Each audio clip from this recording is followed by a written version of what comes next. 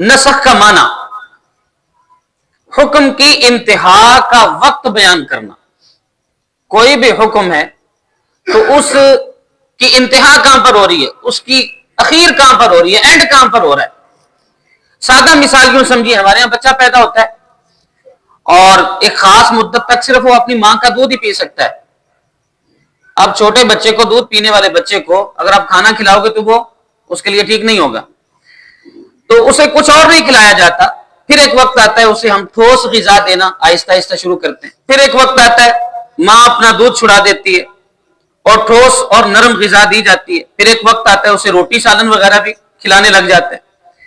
यानी बच्चे की हालत के मुताबिक हम उसकी खुराक में तब्दीली करते रहते हैं।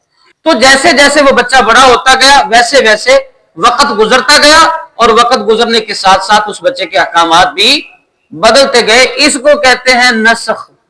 इसी तरह एक और मिसाल समझ लीजिए, डॉक्टर के पास जाते हैं, डॉक्टर साहब हमारी तशखीस करते हैं बीमारी की, अब वो दवा तजवीज कर देते हैं और कहते हैं ये दवा ले लो, एक हफ्ते के बाद दोबारा। अब एक हफ्ते के बाद हम जाते हैं दोबारा, तो डॉक्टर साहब अपनी पर्ची दोबारा लेते हैं, उस पर्ची पर लकीर फेरते हैं कुछ दवाइयों पर, कुछ नई दवाइयां लिख देते हैं। सादा सी बात यह है कि हम बीमार थे, कुछ खास किस्म के जरासीम हमारे जिस्म में होते हैं, उनको खत्म करने के लिए एक दवाई लगाई जाती है। डॉक्टर जानता है कि ये जरासीम 7 दिन में, 6 दिन में या चंद दिनों में खत्म हो जाएंगे।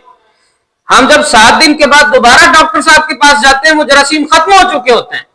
फिर वो उस दवाई पर जो लिखी होती है उस पर लकीर फेरते हैं और दूसरी दवाई को तजवीज कर देते हैं, दूसरी मेडिसिन तजवीज कर देते हैं।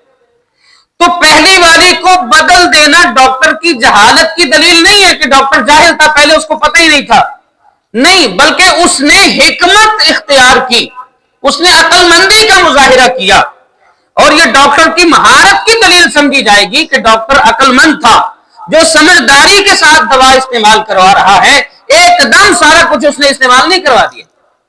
इसको कहते हैं नस्ख, कि एक चीज जो पहले जितनी जरूरी थी उतनी अता की गई, फिर जब उस चीज का वो दौरानिया खत्म हुआ और उस चीज की जरूरत ना रही तो फिर उसकी जगह दूसरी चीज को लाकर रख दिया गया।